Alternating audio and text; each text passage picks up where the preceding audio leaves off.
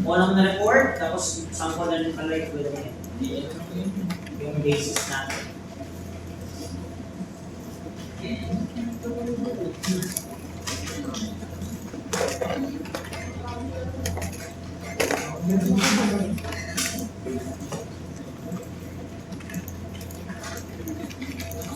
Okay, mag-NSC na lang.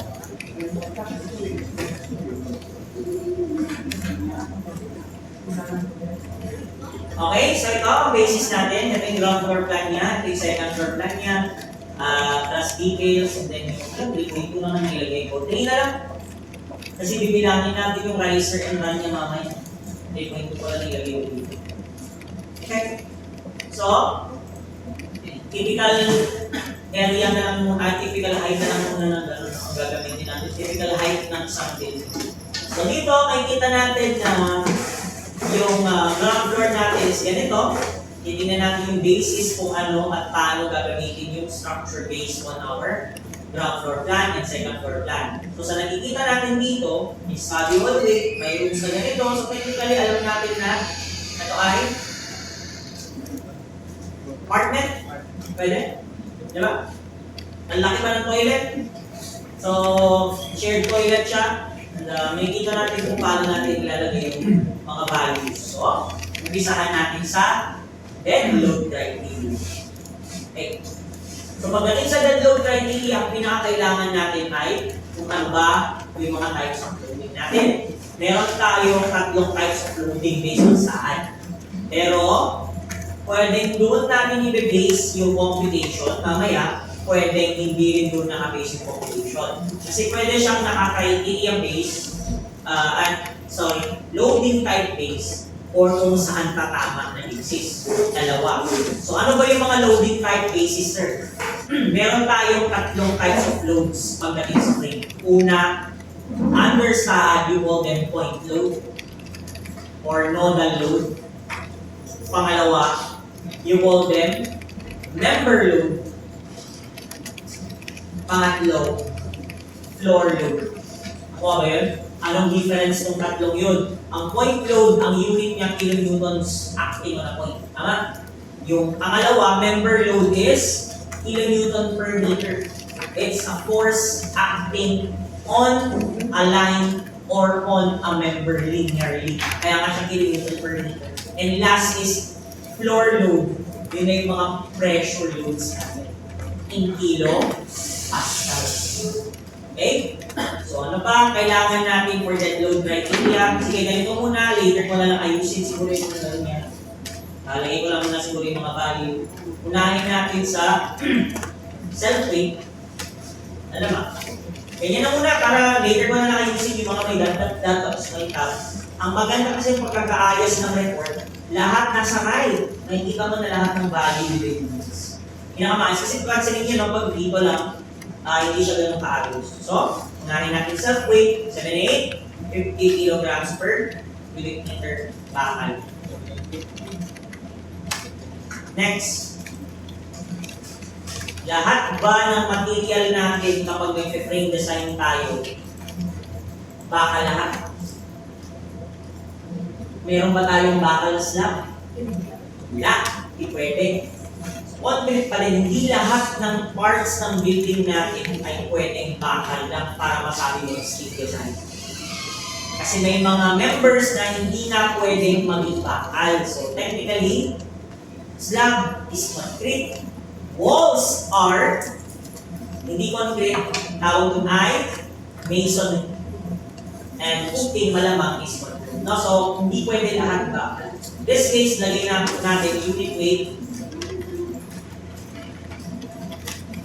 of concrete or concrete. Pwede naman. Lagyan natin unit weight ng concrete ay 25 kilonewton per. This is reinforced concrete. Reinforced concrete. Square meter. Cubic. Unit weight nga, alam meter. Square, diba? O ba? Susunod, criteria tayo. Ito usually nauuna Pero minsan kahit hindi, okay lang naman, depende sa pagkakaayos nyo. Ako kasi minsan, inuuna ko talaga kung meron sa slab kasi yun ang pinakamarami. Then afterwards, yung wall.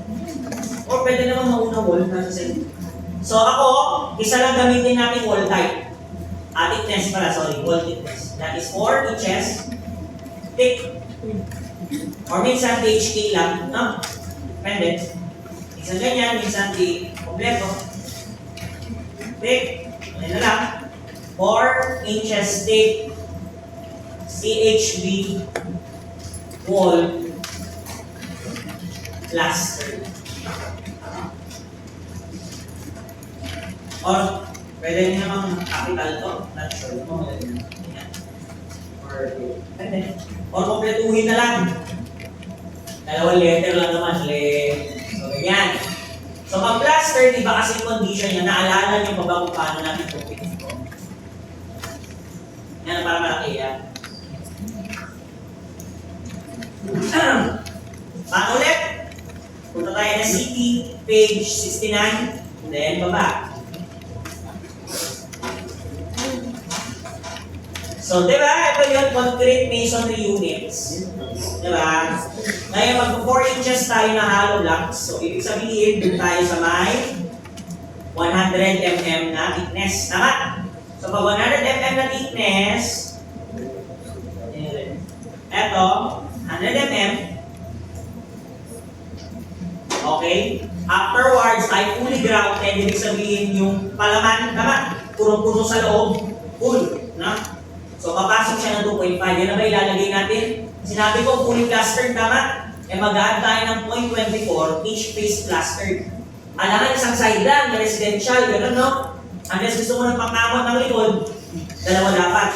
Diba? So, lagay natin plus 0.24, direksyon na natin. Ilan yun? 2.5 plus 0.24 times 2. 2.98.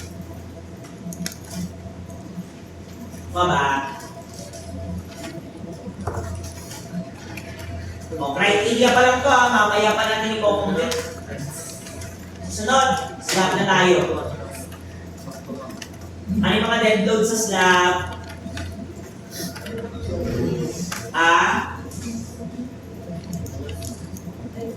MEP, ang aga. Sige, MEP na pinakauna. 0.1 kilopascals, ano pa? Meron sana yung slab weight, pero mamaya na yun. Ito na yun. Mamaya sa computation natin ilagay ang slab weight. So, excluding slab weight, ano pa? Floor finish. Pero, yung floor finish, huwag natin ilagay dito na floor finish. Kung pwede nga, hindi rin yung MDT ganyan eh. Pero, sige, isa lang naman ang MDT na term. So, technically, dapat alam na yung magbabasa. Dito, ang ilalagay natin, pupunta tayo sa NCT. Specify natin ang mabuti. So, gamit tayo nito. Nung 25mm na mortar bed, mas makapal. Mas madali kasi pilay ang gano'n, no? Mas makapal na mortar steel. So, lalagay ko dyan, ceramic or quarry tile, 20mm on 25mm mortar bed. Equal to 1.10, 1.1,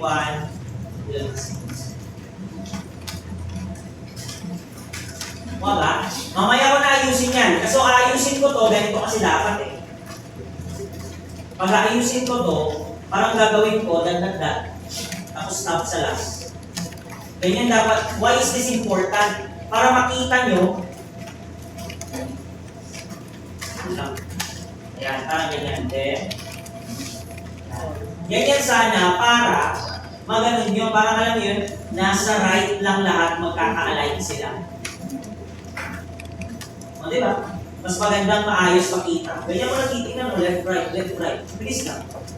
Mas maganda kasi ganyan. Inayos ko na. Pero ayusin nyo na.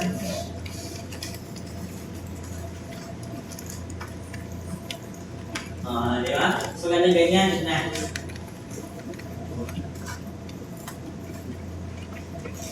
Ano pa?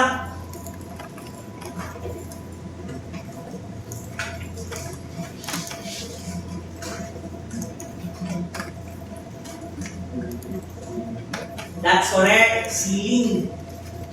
So, anong gagamitin natin ceiling? O, ganon, may budget konti. Suspended steel channel na may acoustical fiber board, no? So, lagay ko dito, suspended steel. Di ba na-explain ko na to? Yung steel channel na instead of wood bakal, tapos, lalagyan mo ng wood na ceiling, no? So, lagay ko dito, suspended steel channel system with acoustic fiber board.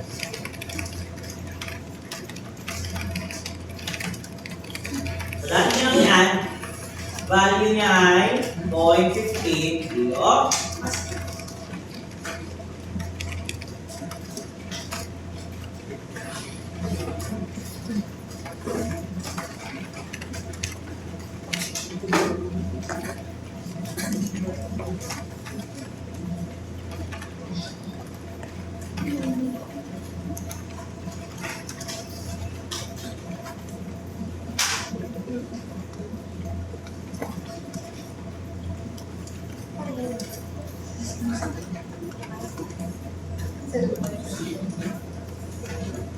Diba ba?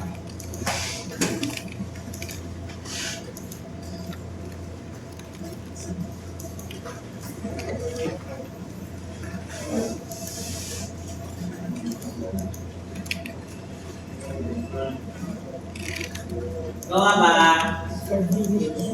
Ano pa kulang? May kulang pa dyan? What? 28 is easy. May isang tayong dead load dyan. Dead load ba lang ito ah? Yan. Ha? No, hindi na natin kailangan maglagay ng partition. Hindi naman siya office.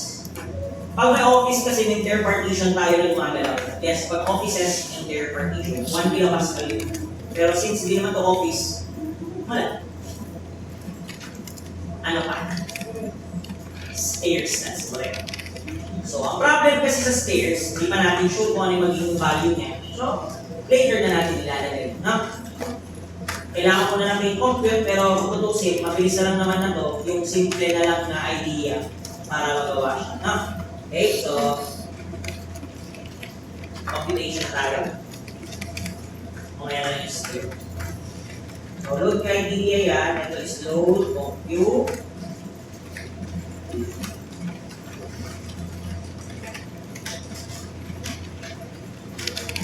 Bago siya mag-isang tweak, ano na, ayos na natin.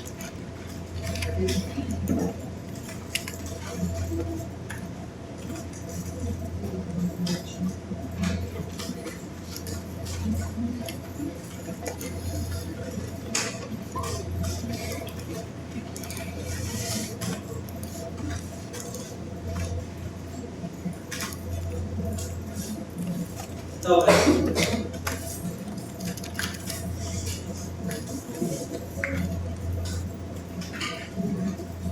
Ayos yun na naman. So, combination na tayo.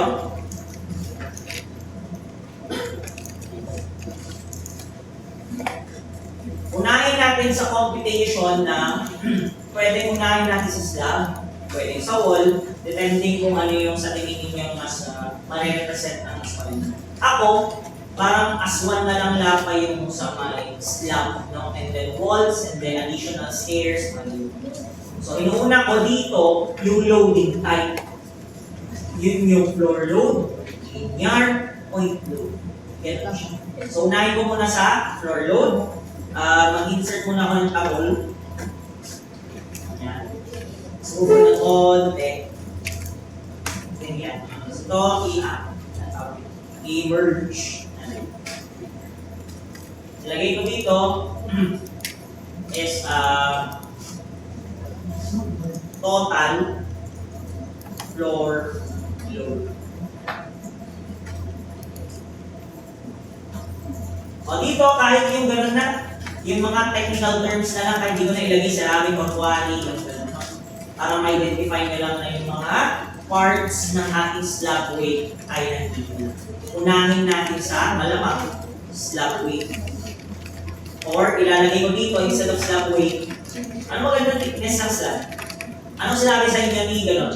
Saan sa inyo? Gagamitin nyo? 150 kayo? Ano kapal? Okay. Saan yun? Sa may learning hall?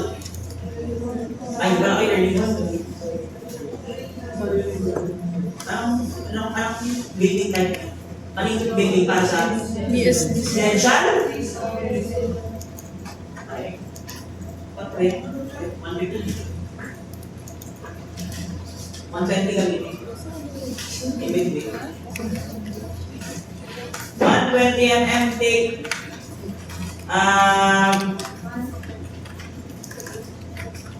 reinforced concrete slab.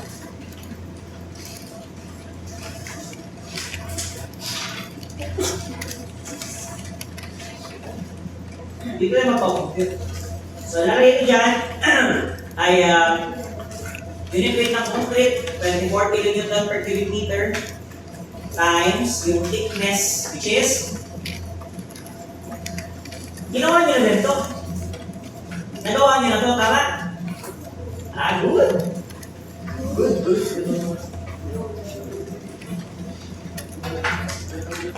2.88 kilopascals. Ito ko lang, para naman gas niya. Tapos, i-bold ko lang ito para may nakabold.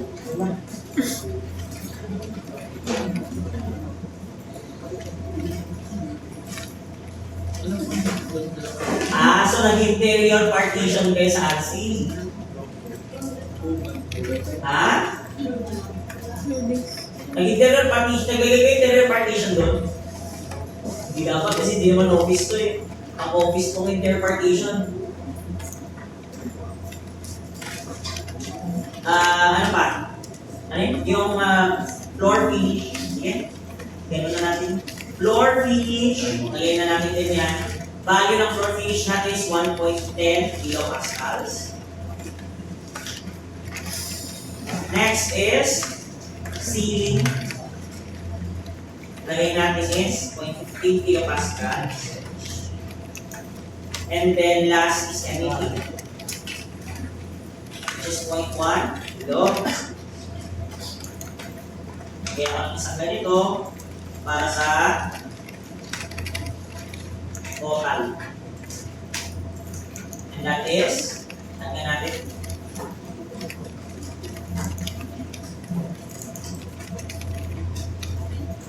Or 0.23.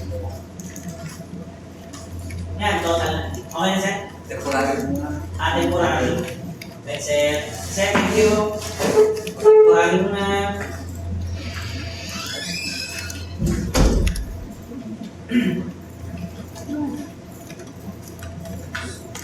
Kuha ba yan?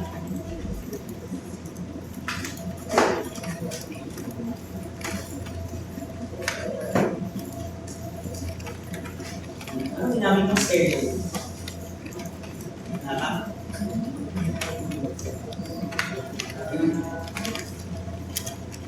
Kasi alam niyo yung effectiveness ng ganyan ng stairs. Kasi ang stairs parang deconstructed na sila. Yun mo siya, deconstructed na slab. Para siyang slab na gano'n. Hinulma mo para makita. Pero yung tsura nun.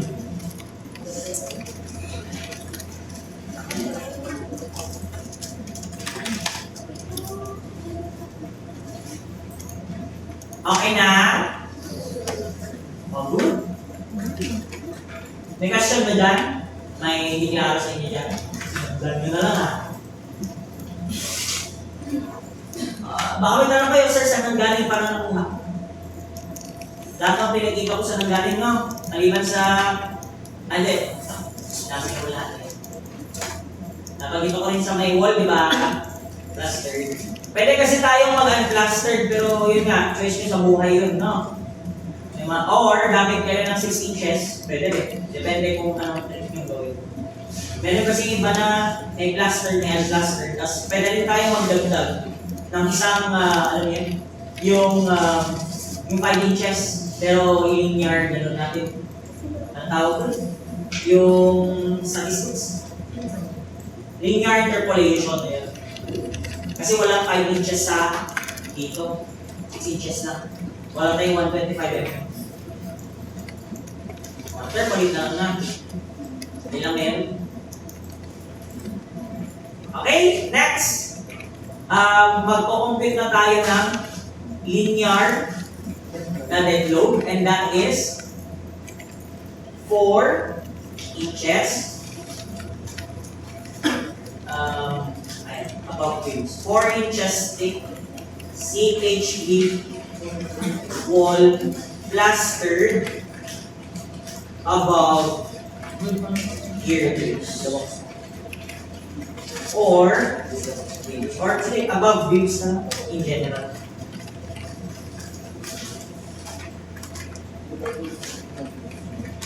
Paano kapitin yan? Sige, equals, ang gagawin natin ay yung ating 2.98 na, eto, di ba? Times, gagawin kasi natin itong linear load. Okay? So sa ngayon, ang gagawin muna natin, yung mga loads natin acting on top of beams muna. Later, idadagdag ko yung mga beams, yung mga walls na wala sa beam. O convert kasi natin siya to pressure, acting on that slab. Tuturo ko yan later. Doon muna tayo sa yung beams natin, nasa taas nila ay mga walls. No? So, lagay ko dito ay yung value na na-compute natin, 2.98. Tama? Yan yung two-phase cluster, fully grounded. If you remember, kanina? No? Yan na. Yung ito, plus 0.24 times 2. No? Okay yan? So, yan yung value niya, 2.98 times yung clear height. Pero, di pa kasi tayo makaka-design, tama? So, maglalagay muna kayo ng initial value. So, ang gagawin muna natin is yung ground floor height or ground floor line, natural floor line to second floor line.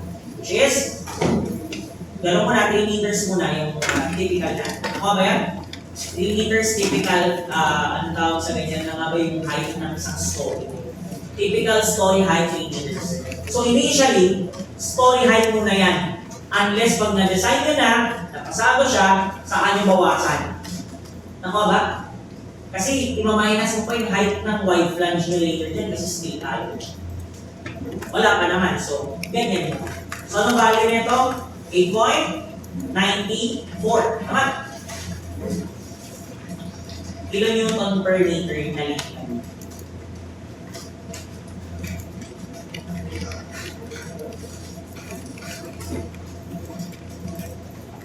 So, sama-sama lahat ng linear loads, ha? Linear loads. Kuha ba? Next, meron tayong 4 inches thick CHB wall. Sige, plastered na lang din. Pero okay lang kahit hindi. Lahat. Saan? Sa tingin niyo?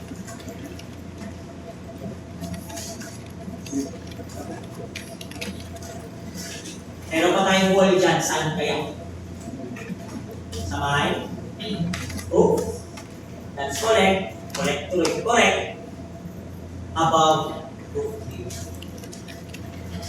Equivalent to 2.98 na naman yan. Then, ano yung i-multiply na? So, pakita ko lang kung saan ito ilalagay. So, maalala nyo, ito yung ating wall. Then, let's say, ito na yung roof. No? Question, paano nyo din tatakpan? Diba? Paano nyo tatakpan yung portion na to? Kasi diba, bubong to. Sa kabila, bubong din. Pagtatakin nyo yan sa blue. Diba? Gero din, yung pangit naman. Gero din ang pangit. That is hollow blocks pa rin. So parang ganyan yung tsura niya ng hollow blocks na na-form yun ng ganyan. Hollow blocks pa rin yan, stock, no? Nakuha ba? Marami eh. Unang-unang pipulin sa ganyan. Nakaganyan siya, no? Hollow blocks. Pero, anong dimension? Kasi take note, yung hollow blocks nyo dyan, ang ipifill ninyo, triangular. Tama? Kasi triangle yan. Nakuha ba? Triangular yung bubuhay ko. Hindi siya katulad ng wall na nasa baba na rectangular yan. So, ano dapat ang i-multiply dito? Parang ganito lang siya. Kapag rectangle, this is base, tama? This is height. Anong minultiply niya dito para sa pagiging linear siya? Yung height, tama? Ganon din dito. This is base. This is height. So, ano yung multiply nyo? Height lang? Hindi. 1/2 times height. Kasi area base yan, tama? Kasi pag rectangle, ang area niya, height times base. Pero excluding the base, area times height lang. Nagets ba? About area ng triangle, 1/2 base times height, excluding the base, times 1/2 height lang. So dito is times 1/2. And kaninong height? Itong truss, which is 2 meters. Nakuha ba? Nakuha ba yun? Nakuha ba yun? Height ng truss, then 1/2 kasi triangular. Nakuha. O, answer 2.98 kilonewton per meter.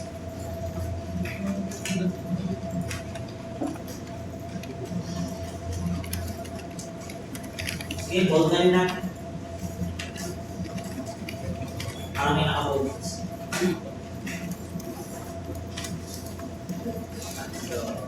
Next is stairs.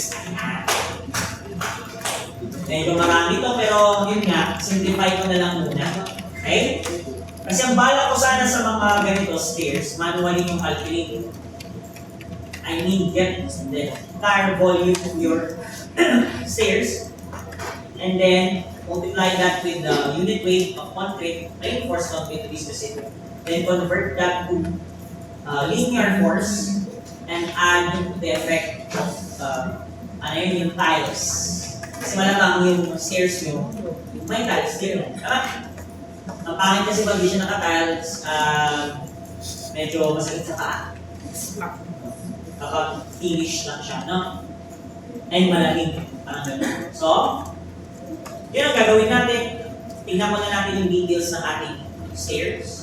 So, to give you an idea about our stairs, kailangan muna natin ng mga drawing, and then pag-usapan natin in action na building code about this.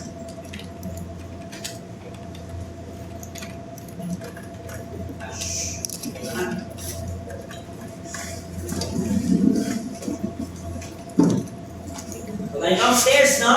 Tama? Tapos, after nyan, tuloy-tuloy na dito siguro yung landing.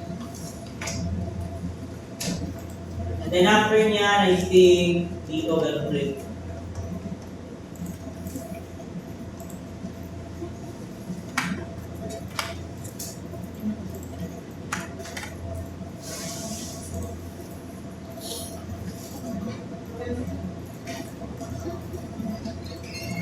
Okay. Tapos, ilalagay natin ang ganito. Kasi mathematic, meron to as the ground floor. And then may slab, and then connected ganyan siya. And then, depende sa thickness. Kapal pala, sorry. Ganyan. And then lang. Na? Dito, balan. Ganyan na. So parang ganyan yung tsura niya, side view. Tama ka? Nasa stairs. Okay. Ang kailangan natin malaman dito yung isang portion niya. This is This is called, ano to? Yung vertical. That's correct. Correct na naman ako. That's correct. This is riser. How about ito? This is thread. Oh, good. PSD? Yan ang yung masasabihin ko. Ano yung maximum natin na riser height?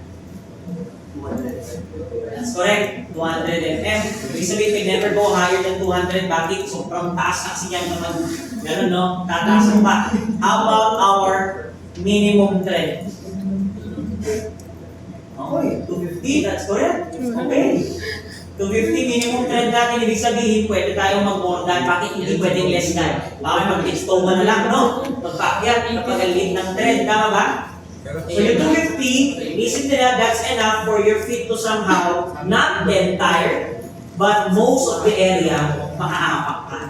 Kasi may mga ganun na stairs, yung hindi lahat ng paa mo ay matatamaan. Meron pa dapat ng mag-side, no? Para lang may akyat mo yung buong paa. Depende kasi talaga sa haba ng paa yan. But within the Philippines, yun nga ang binanggit nila, minimum it would be more than that. Nakuha ba? How about yung vertical distance clearance? Vertical clearance ng bawat apak mo dapat walang ganun. 2 meters. Kasi yung typical height ng Pinoy, eh kung malalangin siya kilo-kilo yung aakyat doon, di wala talaga. Kulang yung 2 meters na clearance. So depende yan sa height ng Pinoy din kasi. Tapos, ano pa yun? Ay yung width. What's the minimum width? Minimum width. 1.2? Depende sa occupancy. Depende kung, di ba, kung less than 10 occupants, less than between 10 and 50 occupants, more than 50 occupants. Pero isang na lang inaalala ko, yung mga more than. Ang inaalala ko dyan, mga nasa, hindi naman siya exactly 1.2, 1.1, kasi naka-inches yan. Naka-English yung nasa NDC. So if you convert that to meters, mga nasa 1.1 something, or let's say 1.2 na. Pwede naman yung 1.2. So ang 1.2, let's just say the tip of my fingertips dito hanggang sa likod ng ating elbow. Ewan ko na tawag dito eh. Sa hanggang dyan siguro, then tip of my fingertips, ganun siya kahaba. Meaning, enough space siya para sa dalawang tao na hindi magpanggaan once na paakyat yung isa, mababa yung isa. Ang laki na ng space na yan. Pwede mga tatlo eh, basta nakaside yung isa. Yes kasi ang isang ganito lang ng tao is mga 0.5 or more than 0.5, 0.6. And imagine kung 1.2, di ba? Pwede rin, may space mo. Ako ba yan? So, ganun na yung pwedeng minimum natin. O, check natin dito sa plano. Very important yan, you need to check. Kasi mamaya, lagay ka ng lagay, compute ka ng compute, tapos magkakamali pa rin dimension, ulitin mo na naman. As much as possible, pag RT naman na kasi talaga galing, alam na nila yung mga minimum, maximum, pinag-isipan na yan lagi. Isama nyo na rin maging pagbibilang. No? So, try natin, no? Alamin ko lang yung rise and run method just in case compute kayo ng volume base. Ako kasi yung shortcut ko na lang. Pwede kayo mag-compute ng bigat by volumetric base. Later, papakita ko kung paano. Pero sa ngayon, shortcut ko na lang muna para mabilisan. Kuha na lang ako ng main thickness ko. Same na lang sa thickness ng lahat ng slab. Yun na rin gagamitin ko sa scales. Plus yung times. Wala? Kaya shortcutin ko na lang muna. Ganito muna gagawin. Okay. So, tinako muna yung plano. Ayan. Dito ko na lang ulit. Tapos yung dimension na rin yan.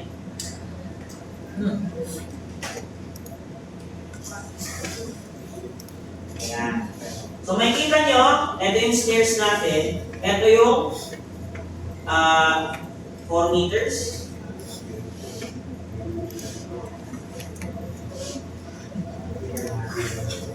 Then ito ay 3 meters.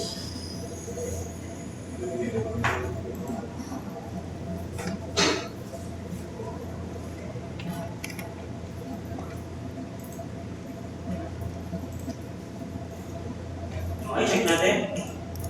4 meters, 3 meters. Sama ba? Since sinabi niya sa gitna yan, meaning yung width niya ay 1.5. Okay ba yun? Yes, kasi yung 1.12 something na gano'n, or 1.2, minimum yun. Nakuha ba? So, pwedeng malaki ang inyong width for your stairs. Ito nga lang ang kailangan.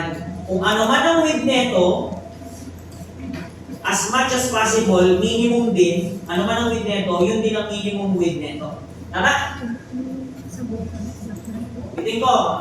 Ito, tapos ito. Kung ano man ang width nito, ng stairs dito, no? Yun din naman ang minimum width na nandito. Bakit? Alam naman, mas maliit yung palito. Di ba? Pag nag-hit kayo pataas yung isa, pababa yung isa, tapos may limit ka pa dyan sa landing, tapos masikip. Useless, tama? That's why the width somehow ng isang part ng stair natin is minimum niya rin yung grade nung nasa landing. Nakuha ba? So, kailangan natin makuha yung riser and thread next.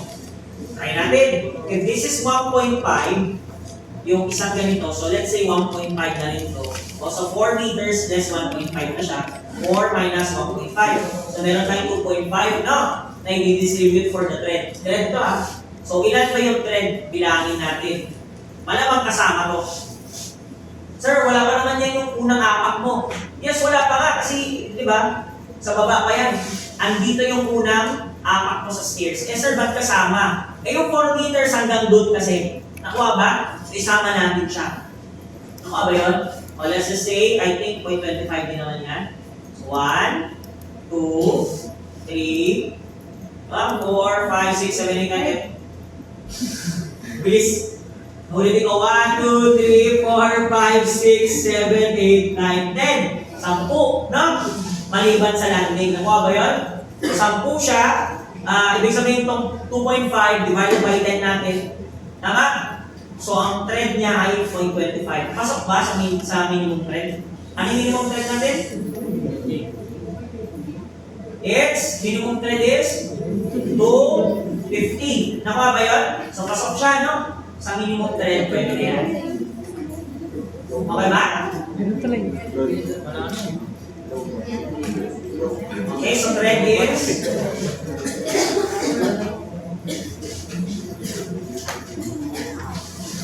ito, checking lang naman.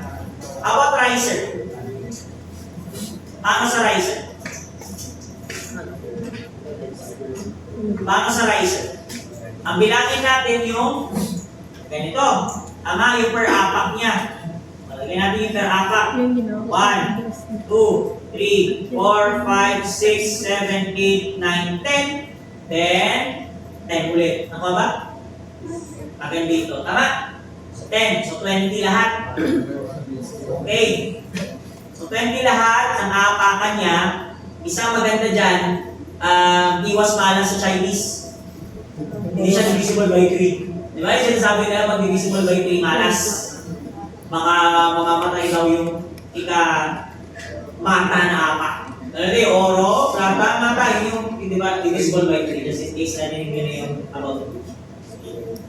Okay? So, yun nga, nag-end naman siya ng plata. So, in case of mga paniniwala, walang problema. O, susunod, ilan din yung taas ng ating riser. So, di ba, critical 3 meters tayo. So, from ground floor line hanggang second floor line is 3. Tama? Meters? Okay? So, 3 meters buo tapos 20. Divide natin? 3 meters, 20. Okay lang? 20 na apak. No? So, 3 meters divided by 20, that's 0.8. Ano ang maximum riser natin? 200. Pasok pa rin naman. No? So, pwede yan. So, ibig sabihin ng riser natin ay 0.15. Ang thread natin ay 0.25. Pwede ba yan? As our stairs? Pwede naman, no? Possible siya. Okay? Ngayon, kailangan nyo ito para computing nyo yung volume. If volumetric base kayo. Ang gagawin nyo dyan, parang ganyan, no? Kuha kayo ng typical thickness. Tapos, yung thickness na yun, it could be from here, it could be from ganito. Pwede rin yan. Sir, bakit pwede yan? Alam nyo kasi, yung mangyayari dyan, kung ano man ang volume nito, pwede rin yun ang volume yan. Cover nyo lang, tama? Magmumukha siyang parang isang buong slab. Di ba? Tapos magkakaroon siya ng thickness na ganito. Nagets ba? So, ganyan usually ginagawa nila. So, gamitin ko na lang na thickness para sa slab thickness 120 mm. Okay lang? Okay lang? Pwede naman, ba? 120 mm, ganun din. Or compute the entire thing kasi ulitin ko. Ang stairs, para lang siyang deconstructed na slab. Ganun lang tayo for me. Nakuha ba? In that case, to simplify things, kung ano na lang yung consideration ko for RC sa slab, yun na lang din gamitin mo sa stairs yung ganyan ko na lang. Tama? Kasi nga meron siyang tiles, di ba? May tiles yan. Yung gawin natin. So may tiles tayo. Kung i-add ko na lang si floor finish na ito, no? Si slab. Anong total niyan? 1.1 plus 2.88, 3.98 ko na lang sa stairs. Okay lang? Okay lang muna sa stairs.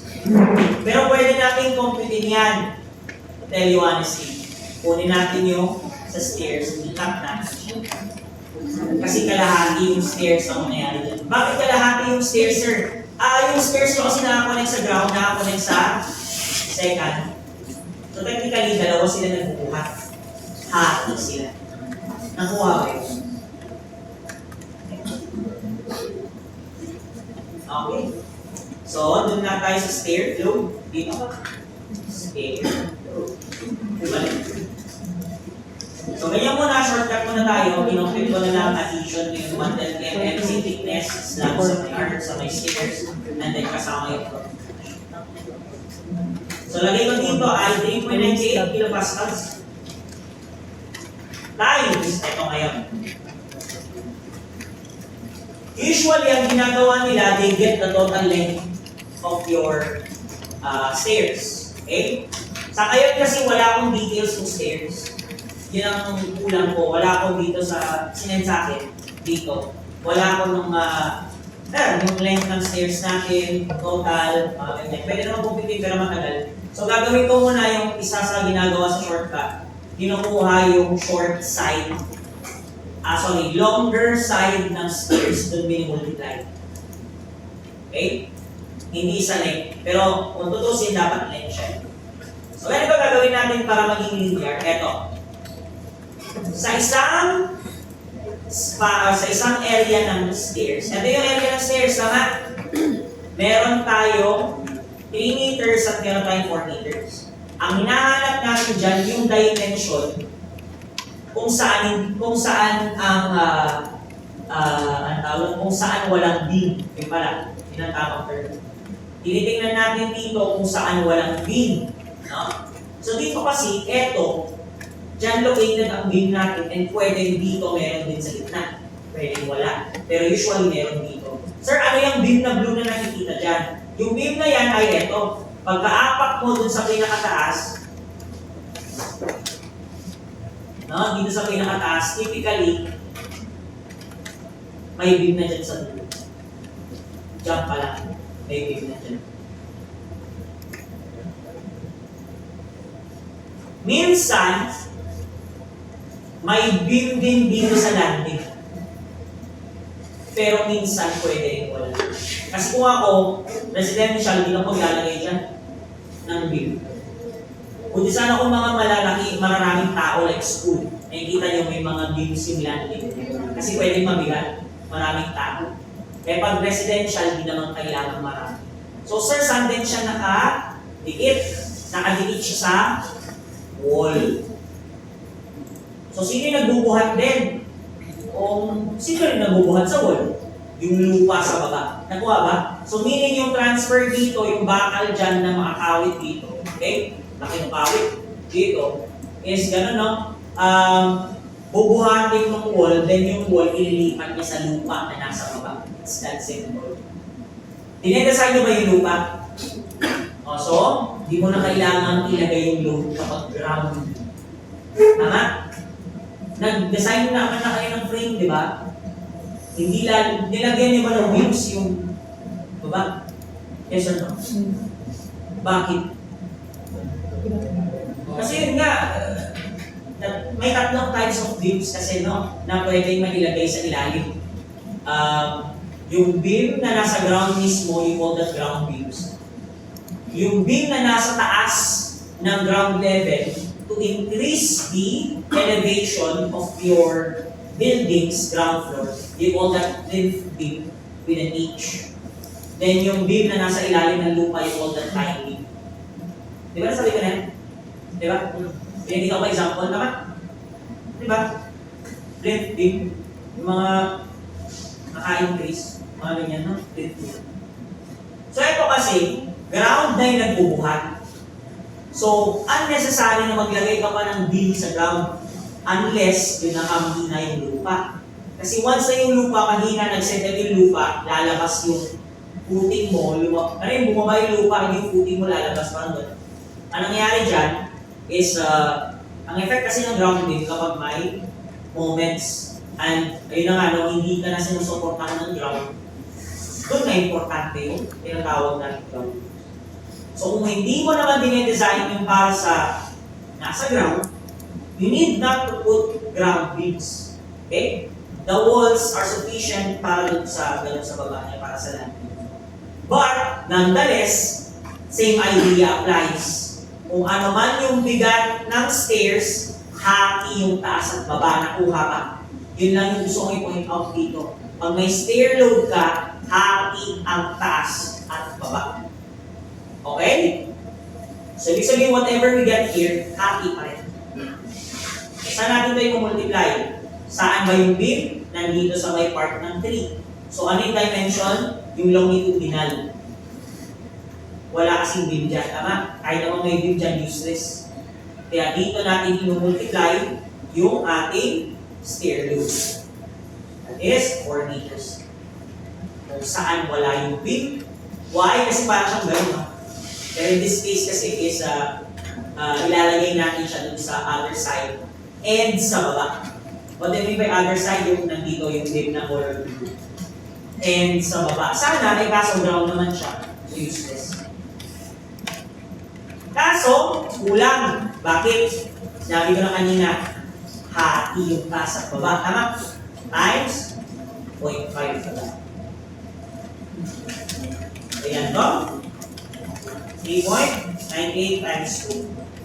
Value 7.96. Anong unit ng ilang Newton per meter?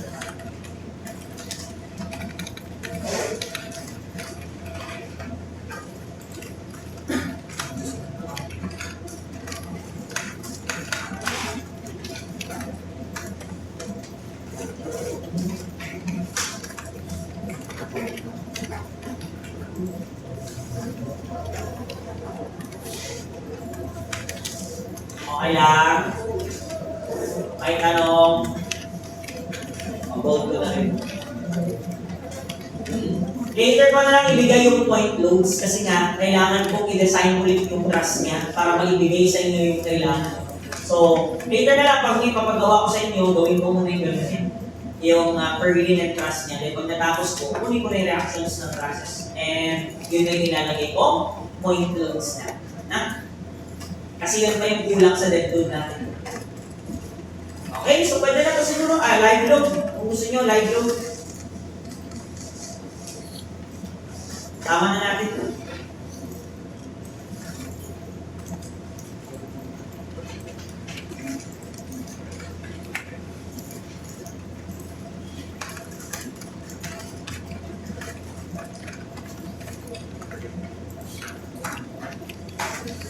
Ano yung building natin? Typically, pang-residential, tama?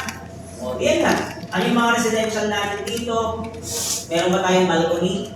Wala. May loob. May deck ba tayo na hindi roof deck? Sabihin, labas na deck, wala rin. May storage, wala. So, same lang naman basic floor area. Yan ang live load natin.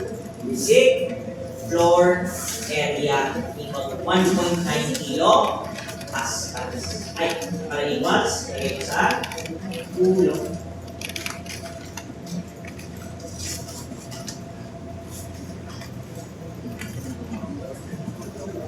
Diba?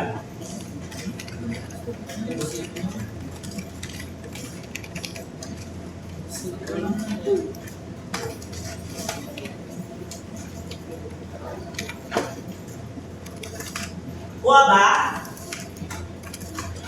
O yun na, pwede na mag-saan. Open saan. Paano yung bawal ang saan? I-restart ko kaya? Baka mayroon na. I-restart, diba? Restart nyo, restart nyo.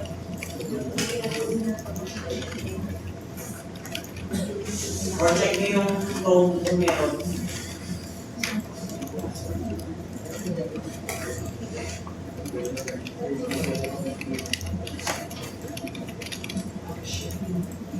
Ituro ko na sa inyo paano maglagay ng loadings natin. So there are 3 loads. Hindi ko pa kasi na-define yung isa. Yun yung point load, no? Galing sa ubo. Kukunin natin yung reaction ng thrust. Then ibababa natin siya sa meron natin friction. Kaso nga lang, bago kasi ito na parang hindi ko pa naibigay, hindi naman siya sobrang bago, parang gano'n lang. Kulang kasi details ng last, kaya iba na yung details na naibigay ko sa inyo. And then, yun ang gagawin ko, parang i-redesign ko ulit yung gano'n natin.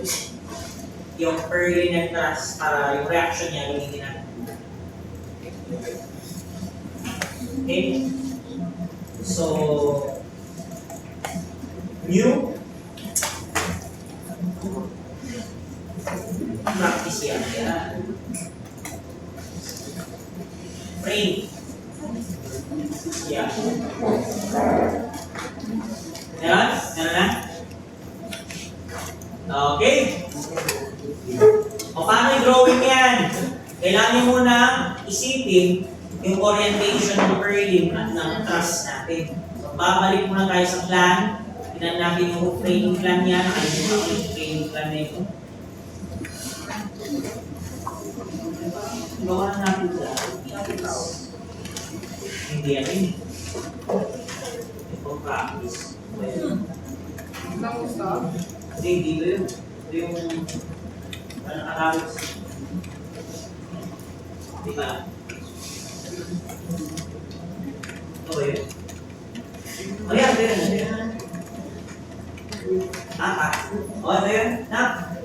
Warto, nakikita naman natin yung kanyang purling, tama? Yung purling niya vertical. Tama? So, kung sinunod natin na yung purling's longitudinal or side or the length of the purling is perpendicular to the x-axis, tapos yung thrust mo ay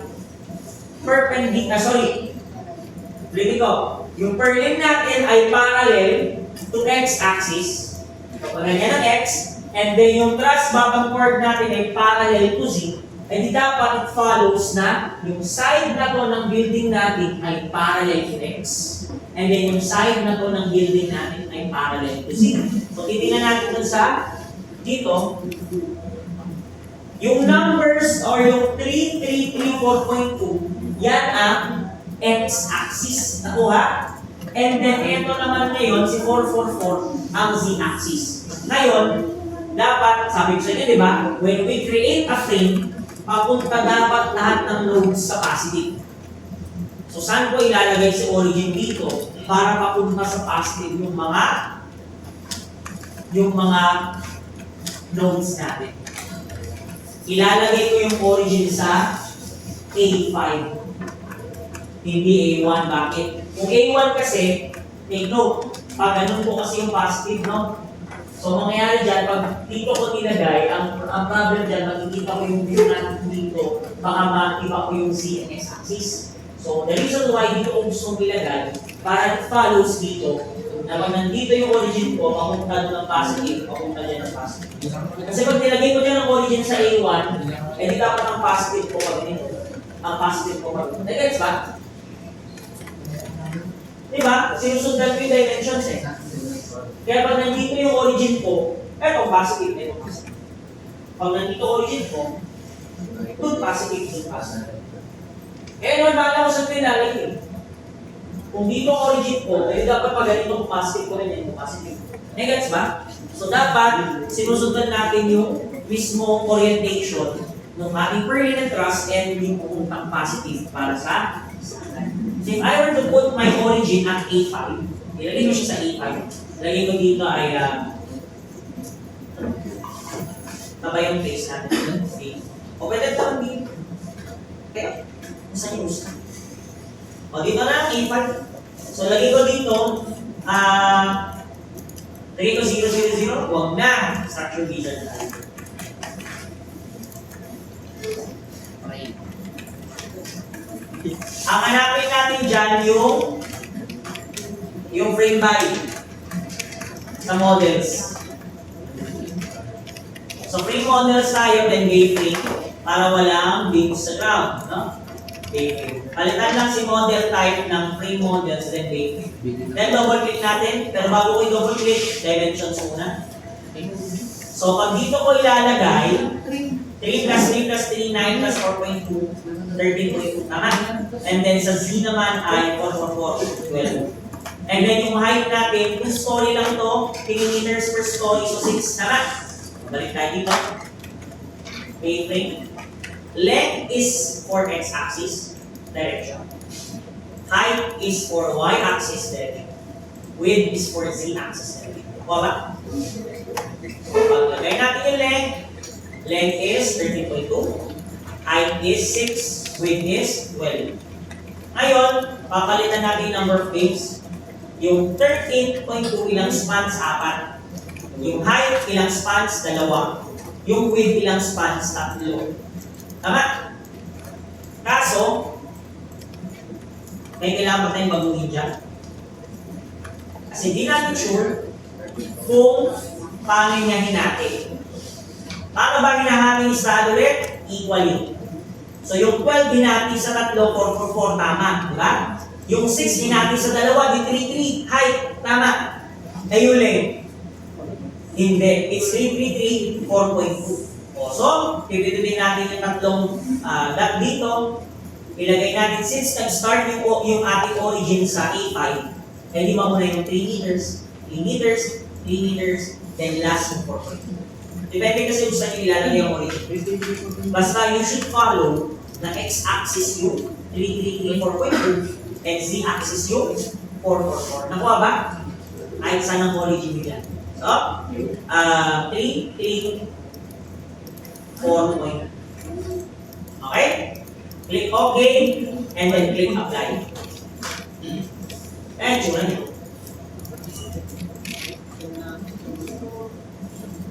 Kuha ba? So close natin. And then, would you like to merge? Yes. Tanong niya saan ilalagay yung first node mo sa origin. Click OK. Yan na. Kaso may babaguhin ako dito. Wala kasing framing plan. Ako na magsiset ng framing plan. Gusto ko maglagay ng intermediate beam para naman hindi girder lahat. Nakuha ba? Maglagay ako ng intermediate beam para naman hindi girder lahat. Nakuha ba? Kasi pag girder lahat, wala akong release. Nakuha yun? If girder kasi lahat yan, hindi ako maglalagay ng release. So, yan ko ng release. So, gawin ko, view, front view, then, highlight ko yung buong second floor, drag and drop. Highlight ko yung buong second floor, drag and drop. And then, selected objects. Isolate natin yung object. Then, tab view. And then, parehas pa sila. Neto? Hindi. Kasi nakapahiga ko, ito nakapatayo, parang gano'n. Kasi nga, sabi ko nga, pinafollow ko yung x-axis parallel to the purlin. Alin, di ba? So gagawin ko, pwede ko lang pindutin dito yung left ng ating gano'n. Kung gusto mo, mabago yung view niya. Kung iikot yan. Left arrow, click. Para, yan na, safe na. Yung view lang, parehas. O saan ko ilalagay yung aking intermediate beam? Doon na lang sa wall ng toilet dito. Intermediate beam dyan, intermediate beam dito. Nakuha ba? Nakuha yun? Well, ako na personal na to. Kasi mathematics structural yan. Parang ako na lang nag-design na nagyan ko beam dyan. Nakuha ba?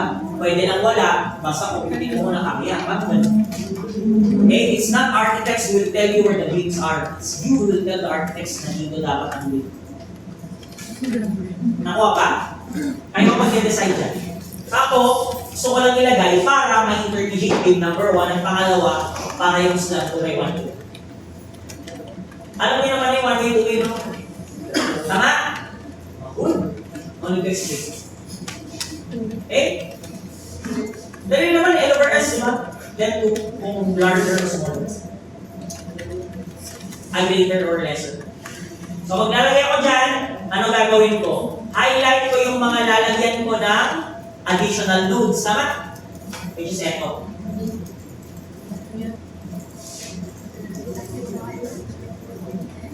Tama?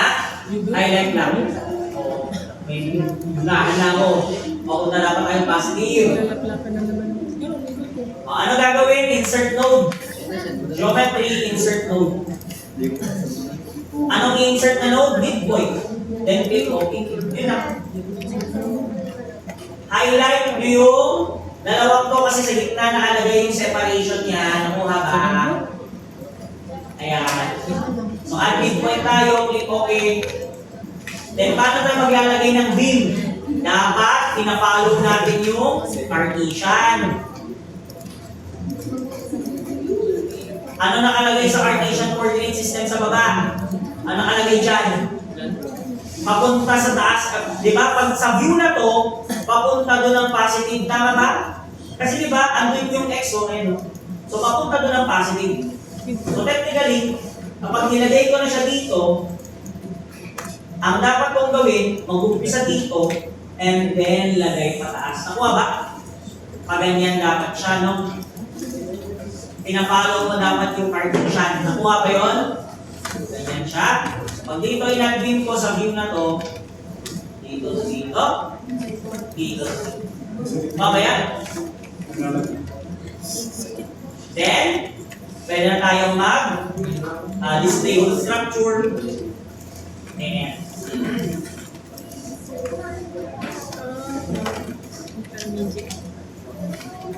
Members tayo. Maglalagay muna ako ng initial member property. Kaso, ang gagawin ko, dapat yung intermediate beam, mas maliit yung size niya sa girder beams. Tapos yung girder beams, mas maliit ang size niya kaysa sa column. Meaning column dapat ang pinaka-malaki. Nakuha ba? So, properties na ko. Section database. American muna. Pero later kasi sa mga actual natin, gagamit na ako ng European and Canadian. Yun kasi naka-LM. Eto, American muna sis. American tayo na values. No? So, white flange. Hanap ako dito ng... Saan ko na ng score? Sige, 14 by 22. At then, pinakamagaan na 16. Then, pinakamagaan na 18. Correct?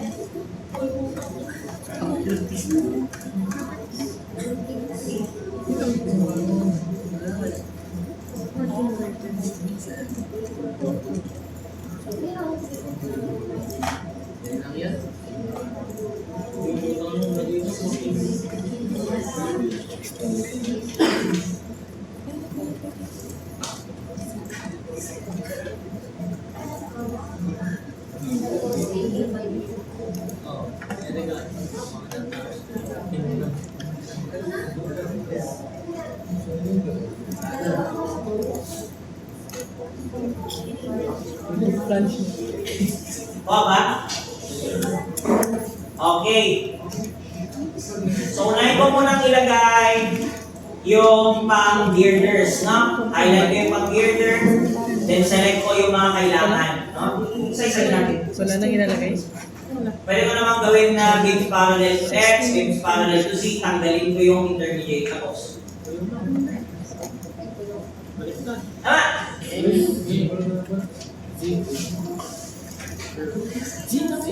Ano pa? Select, hanapin si beams parallel. Control. Tapos, i-highlight niyo yung mga intermediate. Kasi mas maliit yung intermediate na.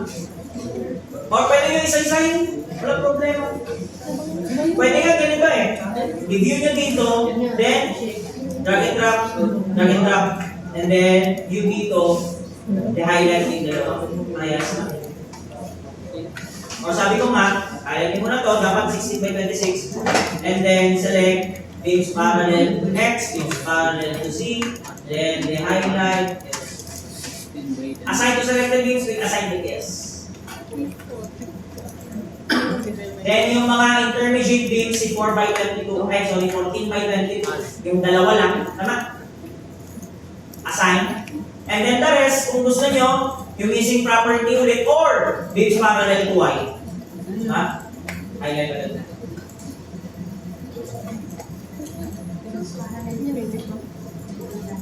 Tanggalin mo dito. Effective beam. Tama? Diba, i-select mo yung XZ. Control mo tapos pinag mo. Ano mo?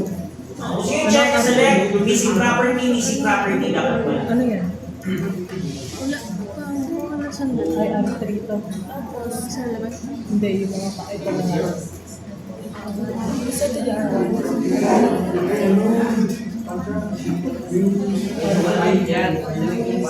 Meron pa tayo bebenta ingal dyan, kaso nga lang, huwag mo na ngayon. Ano po? Tuturo ko yan later pagdating natin ng skill. That's related to weaker, stronger axis. Ay, yung color ng RT.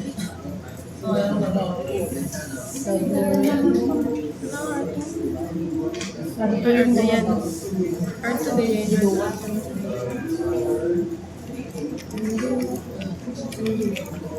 Okay na ba? O, specifications na tayo. Maglalagay ako ng earthquake, tama? May seismic loads tayong isasama. So, tatlo kasi ang pwedeng ilagay sa specifications natin. Una, if meron tayong mga bracing. Sa plano kasi, RC siya. Pinonvert ko lang to steel, tama? Automatic, walang bracing. Ano yung bracing, sir? Yung mga K-brace na nilalagay kapag steel design. Meron yung mga bracing kasi, to give an example, meron akong ipakita sa inyo na parang in-open ko din sa kabilang klase. Parang ganito. This is a steel design structure. Yan, may bracing siya. Nakuha ba yan? Ganyan ang mga steel design na building may bracing. Ito yung equivalent ng anong tawag na basta shear wall ng RC. Ang shear wall ng RC is not masonry. Ang laman ng shear wall, purong bakal.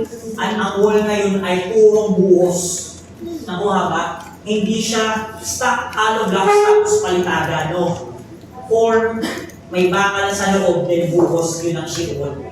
Ibig sabihin para siyang elongated na column. Nakuha ba? Para saan ba yun, sir? Para yun sa mga magbubuhat ng mabigat. Sample, elevator. Kasi counter the direction of the gravity. You need increased force while it goes up. Mas mabigat, mas malaki yung buhatin. Hindi kaya ng column na. Depende sa design. Kung dalawa lang naman yung akyat, kung maliit, konti lang naman ang akyat, baka kaya ng column. Pero kung maraming tao, baka kailangan na ng shear. So ito yung equivalent. Ang shear wall sa RC ay bracing system. Okay? Additional support. So dito, converted kasi siya, RC base na ginawang steel, kaya wala kayo nakikita ang bracing. Na? So, specifications, walang bracing, hindi kailangan. Pangalawa, kailangan natin ng releases para sa intermediate fluid. O, ano yung release ko? Tapos yun na to, di ba?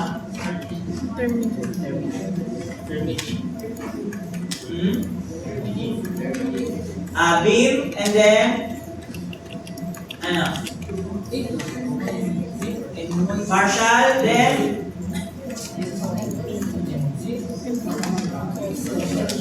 ano ginawa nyo? RC. Oh. MP? Full release?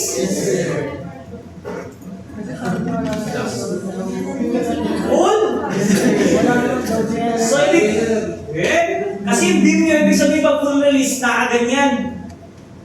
Kaya nga siya full release, hindi yung beam mo nakakaganyan. Pwede ba yun? Yung beam mo na ganyan nakakaikot? No. Imagine, ito yung intermediate beam mo. Pag nilagyan mo ng ikot, hindi nakakaikot ng ganyan kasi ginawa mo siyang pin support. Full release eh. Ibig sabihin, walang moment, only FX, FY, FC. O ibig sabihin, nakakaikot yung beam mo ng ganyan. Pwede, gano'n ba? May intermediate ba dito? Wala eh. Sa mga gano'n. Kung tayo learning hall, may intermediate beam, nakakaikot ng gano'n.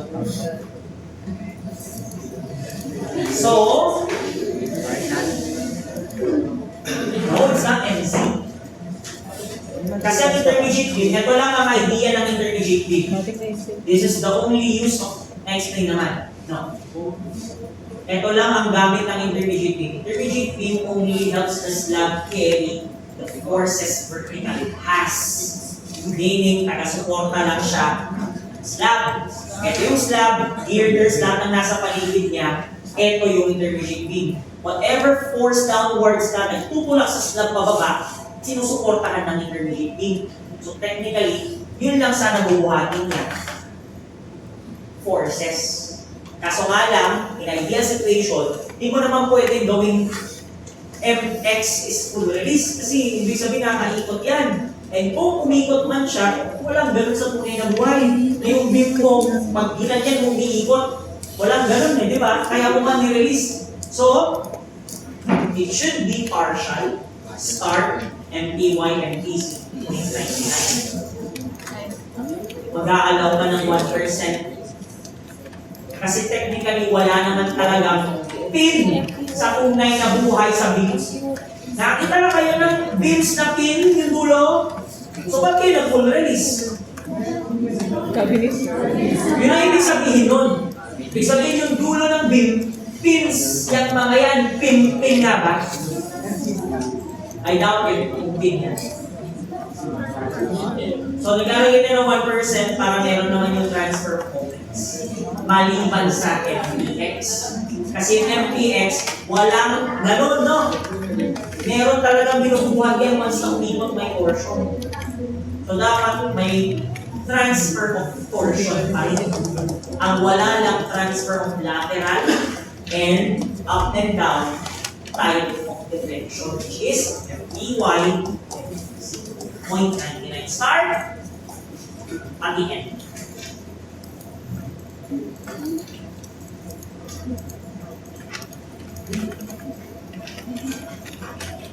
Hindi to skill at RC hindi to skill or RC no, or sa skill lang. Both skill and RC yan. Pati assign na rin. Ang intermediate beam.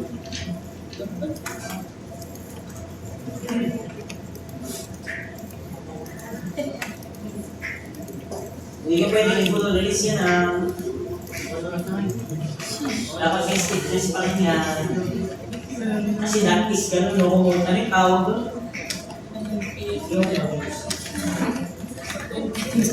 Basta yan tayo as one with the column and yung beam. So technically walang support yan.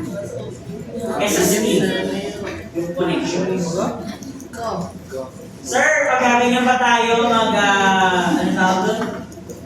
Offset. Ay, offset na naman. Mag-offset pa tayo sa steam, walang ganun sa steam. The reason for that is yung connection yung mag-a-adjust para dun sa isa't isa.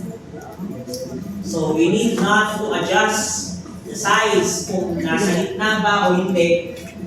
Kailangan lang natin ilagay yung connection na yung mag-a-adjust para. Kuha ba? So, wala na tayong ilalagay na offset. May kulang pa ba? Yes. Ang tanong, mag-earthquake ba tayo? Tama? Yes or no? Yes, di ba? So, may dapat tayong i-specify dito. Bakit? Eto kasi yan. Punta tayo ng computation natin. Kung makikita nyo, yung slab natin, yung 120 mm thick slab, is converted to pressure. Tama? Meaning, pag nilagay natin siya dito kay stahan, it's in the form of a pressure. Question. Iba ba kapag pressure lang yung ilalagay ko dito versus meron pa talagang physical slab na ilalagay dyan? Magkaiba o parehas? Imagine, dalawa kasi pwede gawin dyan. Yung slab nyo, physically ilagay nyo.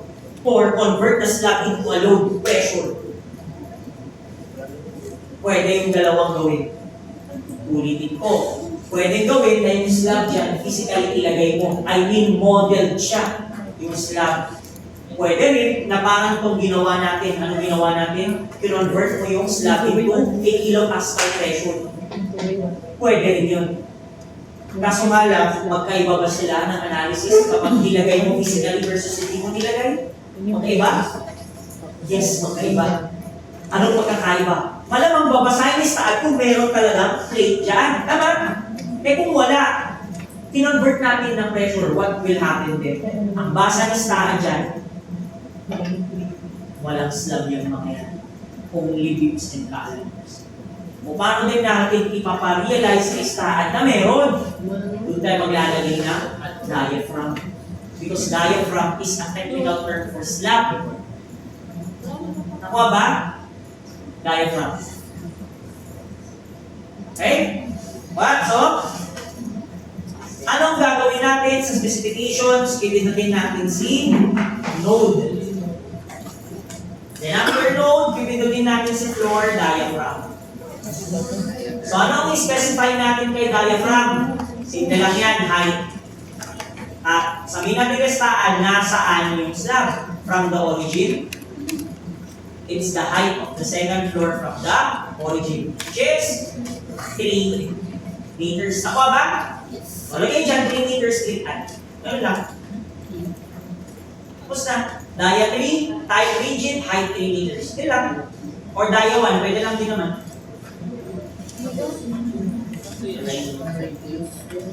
Diaphragm, number lang yan. Kung dia 1 sa inyo, number lang yan. Walang problema. Kung 1, 2, o 3 yan, o 9. Number lang yan. So now, represented na yung diaphragm. Ibig sabihin, sinabi mo kay Staad, there's a slab in this height. Nakuha ba? 3. O, supports, ano lalagay natin? O, pansamantala, pin muna, click add. Then, lagay sa, huwag assign to view O, sa RC nyo, ano nilagay nyo? 6, bakit? Ha? 3D yan, so kahit pin yan, hindi yan unstable. Kailangan ko yan, lagyan ko bigat, tingnan nyo. Hindi yan unstable. Kahit pin lang yan. 3-dimensional na to. Kahit pin lang yung akyat lahat ng yan. Kung 3-dimensional siya, hindi ka pero may mag-answer ng mga moments. Ba't fix agad? Tinanong niyo ba, sir, bakit fix agad? Yan.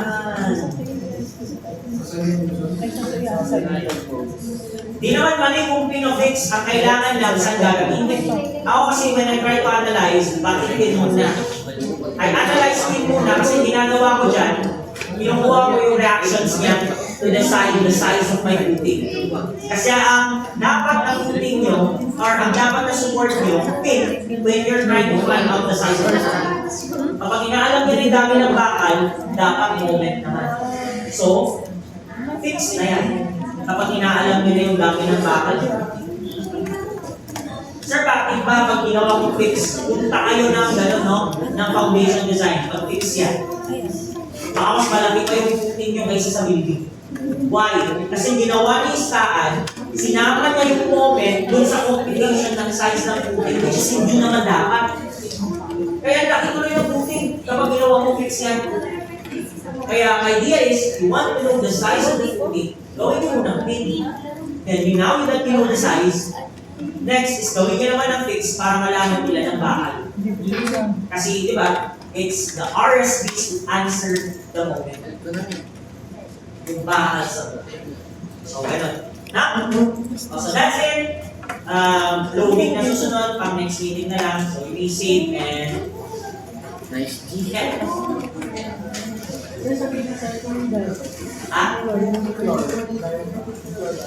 Hindi yan na-assign. Automatic yan. Kasi sinabi mo na sa third floor siya. Nakuha ba? Or third floor daw, 3 meters pala. Nasa 3 meters siya from the 000, no? O yan, na-save natin yung report.